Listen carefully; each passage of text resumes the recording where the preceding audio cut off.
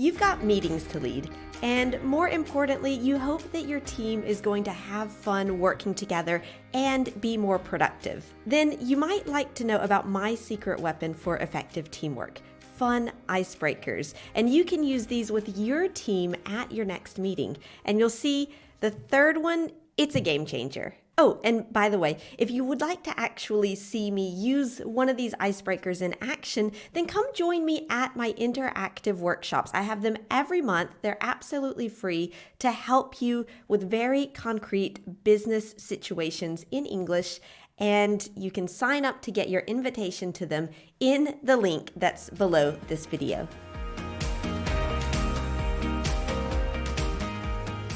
The first icebreaker that I want to share with you today, it's the pointless question. It's a question that everyone can answer. It's not too personal, but it helps us to get to know everyone, who they are, where they're from. And it's just more interesting than questions like, so how's the weather where you are today? No, and it can help your team to avoid those kind of awkward moments when, if they have difficulty making small talk, because I know that's not everybody's thing. And this way, everyone is happy and they feel a little more comfortable. Try using maybe one of these in your next meeting. For example, using only food examples. Where did you grow up? Then people can share a food that they enjoyed eating during their childhood, and everyone else can try to guess where the other person is from. Another example, if you could travel anywhere tomorrow, where would you go?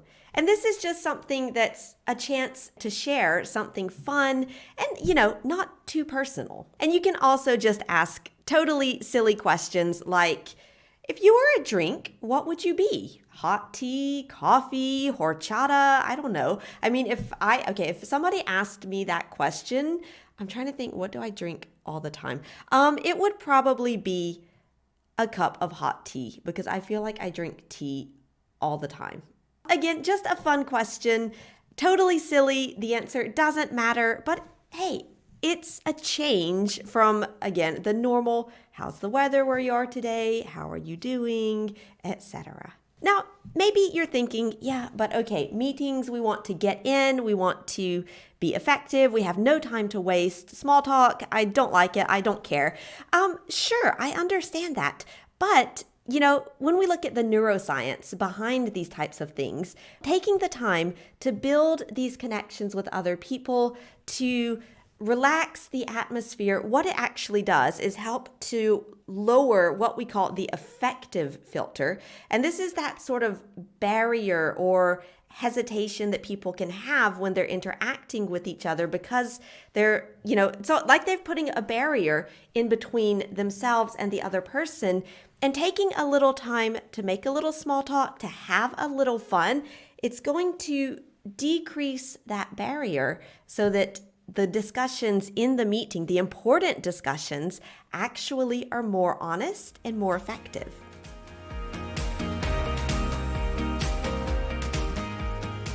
Now, if your team meeting is online and maybe you are lucky to be working from home, then here's another really fun and easy icebreaker, show and tell. And if you have teammates in English-speaking countries, specifically in the US, this will probably remind them of an exercise that they did when they were in kindergarten or elementary school, bringing an object to share with their classmates. And it's totally easy to do. Just ask the members of your team to bring an object that they want to show and tell about to the other members of the team. It can be any small item of decoration. It could be a photo. It could be a mug. I mean, I remember one time in one of our team meetings, one of the teachers on our team, she actually just showed us her husband. And she's like, hey, this is my husband, meet Jamal.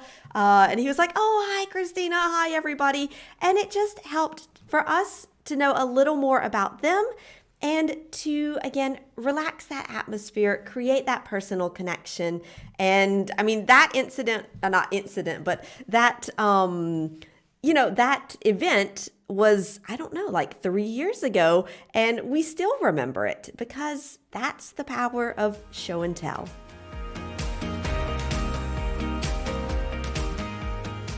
This next icebreaker, it's a little like the game Guess Who. That famous game where you have to guess who people are on little cards based on the description of that person. Well, this is sort of the same concept, but applied to your business meetings. And it will probably teach you something fun and interesting about your team members, and maybe also make you laugh, which is always a good thing. First, everyone in the meeting will maybe write down something random about themselves and give it to the person who is leading the meeting. In a face-to-face meeting, it can be on a little piece of paper. And if you're on like a Zoom meeting, they can type it in private chat to the team leader. Then the team leader will read the odd facts one by one, of course, without saying who submitted the fact. And everyone in the team has to try to guess. For example, maybe they read the fact and say, okay, this person is wearing the scarf they got on vacation in Croatia. Okay. Then you kind of look at your coworkers and try to guess who it is. Maybe another one's like, oh, okay, this person had a Power Bowl for breakfast. Again, you try to guess who that is. Or another one like, my favorite TV show is The Queen's Gambit. And then again, you try to guess who that person is in your team, and it's just a little fun and humorous. So, setting your team up to communicate better and to work better together towards a shared goal in a meeting, it can be as simple as investing a few minutes in a little icebreaker like this. And it's worth every minute that you spend because icebreakers create trust. They attract my cat into the video. They make people feel safe. They build motivation and they build connections between people.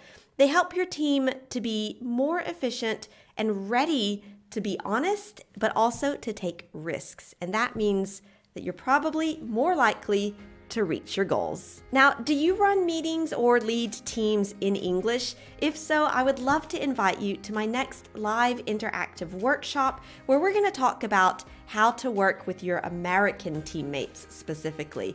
You can sign up to my newsletter and get your invitation for that free workshop and all of the details down below the video. And if you want to jump right in and start improving the way that you lead meetings in English, go ahead and watch this next lesson. It's how you can lead great meetings in English. All right, thanks for learning with me, improving your business English, improving your business skills, and I will see you next week.